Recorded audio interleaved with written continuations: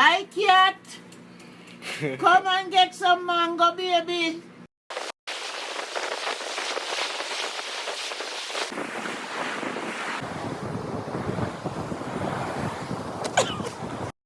One, two, 1, 2, 3.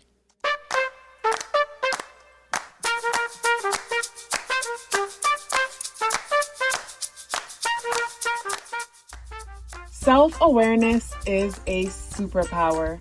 My name is KathyLaDonna. Welcome to Soul and Vibration.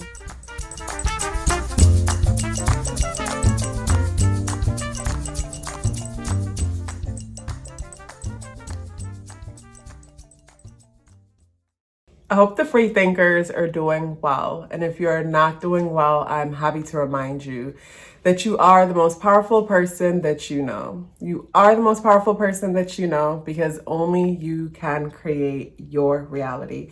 So this is another daily report. Before I get into the video, I have to let you guys know that there have been people on Instagram pretending to be me. They will follow you, get into your DM, and try to sell you a service. If ever that happens, know that it is fraudulent because I would never reach out to you and try to sell you anything. Let's get into it. The 13th is Saturday, and Saturday deals with Saturnian energy. And with Saturnian energy, Saturn energy is a restricted and a slow moving type of energy.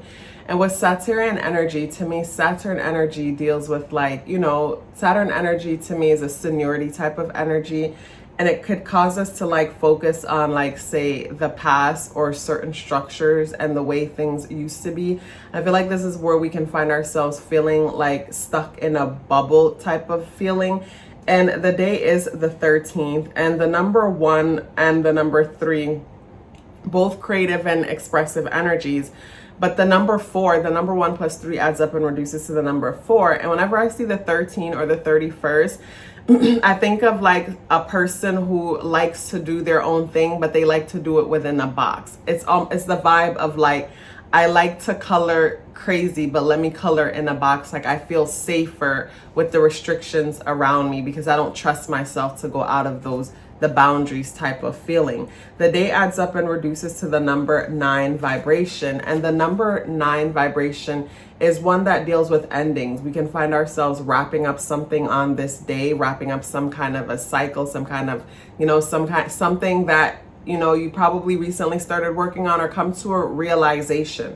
But there's some kind of wrapping up happening on this day. And that wrapping up might be difficult because with it being a Saturday and Saturnian energy is like a systematic energy, and it's something that is so slow moving. So I think of Taurus energy, where it's because something took so slow to develop, it takes that long to release, because with it taking so slow to develop, it's a lot of time was spent. So it's the whole familiarity part, and that could be challenging when it comes to the release.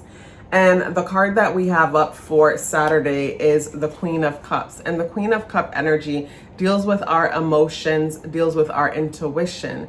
And on this card, you could see this queen is looking at the cup and trying to figure out how to open it. Because unlike other cups, this cup isn't just open. So there's work that is necessary to get to the water that's within. And to me, I think about our intuition and, our intuition and inner guidance and the work that is required to get into that. And the work that's required to me, over the years when it came to strengthening my intuition, there was a lot of sacrifice and discipline discipline in the sense that at that time I fast a lot, whether it was raw food fast and sometimes water fast and intermittent fasting. And then also I spent a lot of time in silence and completely detached from any kind of distraction. I wasn't watching TV, I wasn't watching YouTube, I wasn't doing anything, because to me, based on my experience, once you're still enough from all distractions or stimulation, whenever outside stimulation happens within you, you're able to know what belongs to you and what doesn't. It's like eating foods that are stimulating, where they'll have your heart racing and put you in a fight or flight mode, to where it's heart starts beating out of nowhere and you don't know where that came from, but really it's an effect from what it is that you just ate. where say, you know, you're so present within yourself and you meditate, meaning you sit in silence and you bring your awareness and your attention to what's happening within you. You know, you become a witness of your breathing, or just observing your limbs and your skin and how things feel, because you can't witness and observe and think at the same time. So it's like if you make a habit of that long enough, the mind tends to be in a blank state. So when the mind is in a blank state and your mind is consistently blank, like say I'm sitting here, I have my legs crossed. So while my legs is crossed, I'm bringing attention to my knee on the bottom and the pressure that it feels from my leg on top. I bring attention to the leg on top and how it feels resting on the other. You know, in the process of me bringing attention to that while I'm sitting here, that's a meditative state, because I can't witness that and think at the same time. You know, I'm sitting on this chair, I'm bringing attention to how my arms feel rested against the chair, the fabric, how it feels against my skin. How does my shirt feel, you know, my dress feel against my body? Is I constantly in the state of witness mode will keep the mind in a blank position. It can't think and observe at the same time. So the more you make a habit of that, is the more that, you know, you become a clear channel. So whenever, you know, you get a premonition or intuition or telepathic, you know, experience, like you're able to know what belongs to you and what doesn't. Because say in this moment, like, you know, something comes through, a thought or premonition or whatever. And in this moment, it's like, you know, I feel a shift in my emotions, and it's like, okay, the shift in my emotions, where is that coming from? Because all of a sudden I feel emotional, this emotional feeling, but it's like so joyous and euphoric, but I wasn't thinking about anything that would spark that emotion. I was just sitting here observing how my bottom feels against the chair and how the back of the chair feels against my back, you know, and that's where my attention was. And this emotion just, you know, just came out of nowhere like a breeze.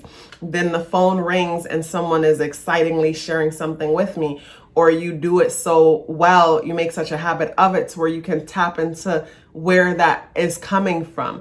But like, I didn't mean to go off on that tangent, but like, yes, with the Queen of Cups being the energy for, you know, Saturday, which is Saturn energy, it is that intuition that is necessary when it comes to like releasing and moving to the next level, because not all the time, like we can like see things with our eyes. Sometimes we have to trust, you know, what it is that we're picking up. And I feel like one of the worst things that like people have learned is that feelings aren't facts. You can't trust your feelings type of vibe. And I feel like people like that keeps people like trapped. Like it keeps people trapped, because if you can't trust your feelings, you can't trust yourself. But on this day, the moon is in Pisces, and the moon is being opposed by Mercury and Virgo.